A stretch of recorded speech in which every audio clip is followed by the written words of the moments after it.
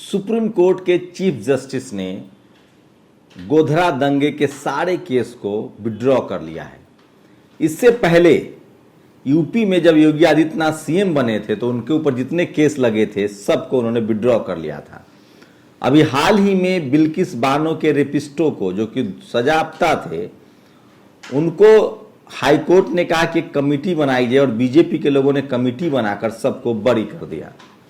आए दिन लगातार बीजेपी समर्थक, आरएसएस समर्थक लोगों के हत्या करने के बाद माला पहनाने, अगर पीड़ित मुसलमान है तो उसको महिमा मंडित करने की तस्वीरें, खबरें सामने आती रही है। सवाल है कि क्या अब इस देश में बनाना रिपब्लिक वाला मामला है? अब क्या फिर से झुंडों का शासन होगा, कबीलाई शासन होगा, और जो जिस इलाके में बाहुबली होगा, हथियारबंद होगा, जिसके पास जितने लोग होंगे उसका राज चलेगा?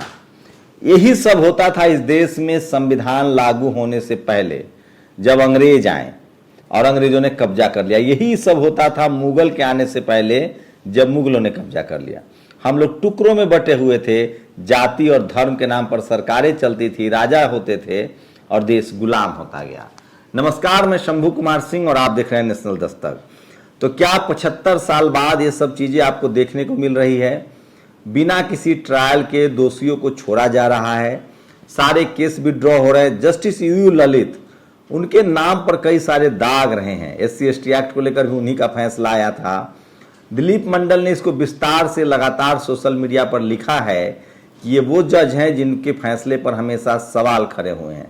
चलिए आइए ऐसे ही तमाम बड़ी खबरें से आपको रूबरू कराते हैं और उसके बाद आप सोचिएगा कि क्या ये वो खबर नहीं है जिस पर टीवी अखबार में बहस होनी चाहिए थी, और ये खबरें वो हैं जिससे सरकार से सवाल पूछे जाते हैं, लेकिन सरकार से सवाल न पूछे जाए इसलिए इस तरह की खबरें छुपाई जाती है। सोचिए, रेलवे में अगर आप रेलवे स्टेशन पर जा रहे हैं, स्टेशन आने से 20 मिनट पहले मैसेज पाने के लिए 3 रुपए का शुल्क देना होगा। ये भारतीय रेल की एक नई स्कीम है, इसका लाभ उठाइए।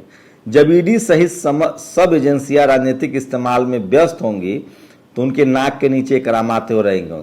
मोबाइल से जो छोटे छोटे लोन दिए जाते हैं मोबाइल ऐप से, उसमें पता चल रहा है कि ये सारी कंपनियां चाइनीज कंपनी थी और इसने अरबों खरबों का बुआरा न्यारा किया है और भारत से पैसे विदेश चले गए। लोन ऐप से मनी लॉन्ड्रिंग, भारतीयों के 2 लाख करोड़ क्रिप्टो करेंसी से भेजे चीन। पता नहीं हमारे इनकम टैक्स और ईडी वाले यहाँ क्यों नहीं पहुंच पा रहे हैं। देश में महिलाओं के खिलाफ अपराध के मामले में यूपी नंबर 1 है।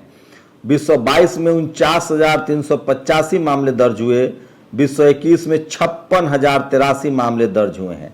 यही नहीं, देश में सबसे अधिक 3717 हत्या के मामले यूपी में दर्ज। NCRB की रिपोर्ट, इसको राम राज कहा जाता है, ये बिहार जंगल राज है। CGI यूयू ललित ने आज गुजरात दंगों के सभी मामले बंद कर दिया।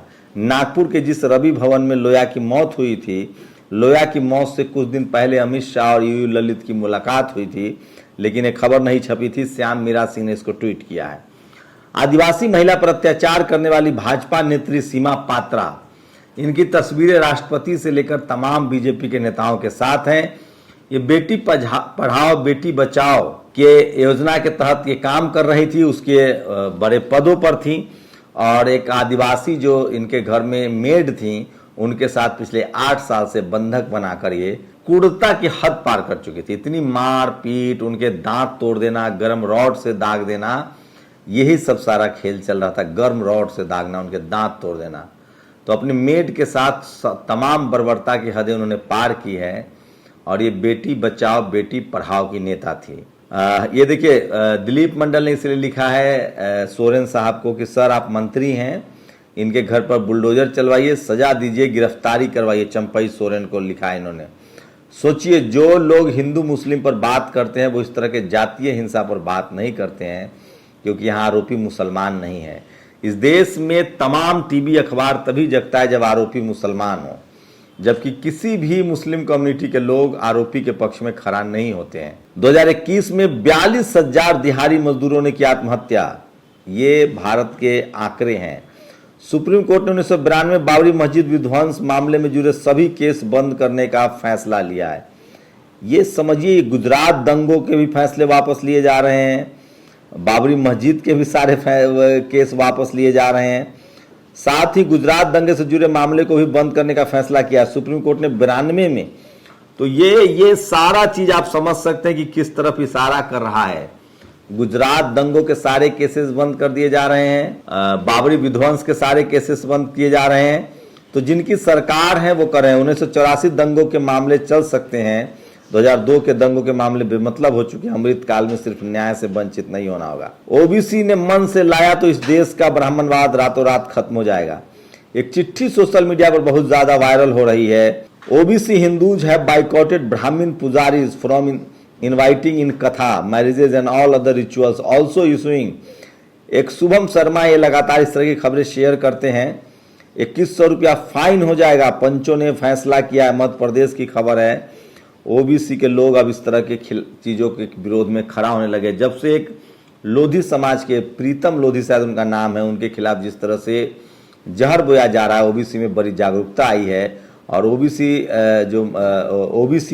जो वहाँ का संगठन है, सुप्रीम कोर्ट के नए सीजीआई यूयू ललित ने गुजरात दंगों से जुड़े सभी मामले को बंद कर दिया है। और झारखंड के रिटायर्ड आईएएस की पत्नी और भाजपा नेत्री सीमा पात्रा ने घर में काम करने वाली मेड सुनीता पर बेहिसाब जुल्म किए हैं। ये है वो एलजी साहब दिल्ली के, जिन पर आम आदमी पार्टी ने 1400 करोड़ के घोटाले का आरोप लगाया। तो ये तमाम बड़ी खबरें थी कि आप कल्पना कर सकते हैं कि कोई एससी एसटी ओबीसी माइनॉरिटी का मुख्यमंत्री अपने सारे केस वापस ले ले। सुप्रीम कोर्ट से फैसले आ रहे हैं इस तरह के। इसके संकेत बहुत गंभीर है, बहुत खतरनाक हैं। निर्दोष को फंसाया जाएगा और दोषियों को बचाया जाएगा। फर्क इतना है कि आपकी जाति और धर्म देखी जाएगी और उसके बाद आपकी पार्टी देखी जाएगी। कोलिजियम सिस्टम के खिलाफ इसीलिए आपको बोलना होगा। और मैं बार बार कह रहा हूं कि इस देश में आरक्षण जो है वो कोई गरीबी उन्मूलन प्रोग्राम नहीं था, वो डाइवर्सिटी का मसला था। हर जाति धर्म और मजहब के लोग वहां होते तो इस तरह के फैसले नहीं आते।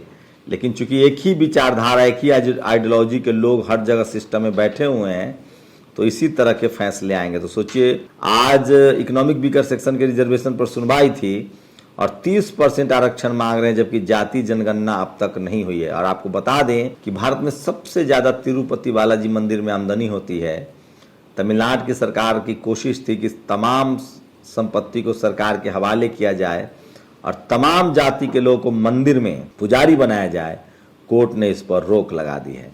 तो ये तमाम बड़ी खबरें थी जो सोशल मीडिया पर वायरल हैं। अपनी प्रतिक्रिया जरूर दीजिए। शुक्रिया। नेशनल दस्तक की आपसे गुजारिश है कि अगर इसको बचाना चाहते हैं तो नेशनल दस्तक को सब्सक्राइब करने के लिए रेड कलर के सब्सक्राइब बटन को दबाएं, फिर बेल आइकन की घंटी दबाएं। नेशनल दस्तक को बचाने के लिए बहुत जरूरी है कि हर खबर को शेयर करें, लाइक करें, कमेंट जरूर करें।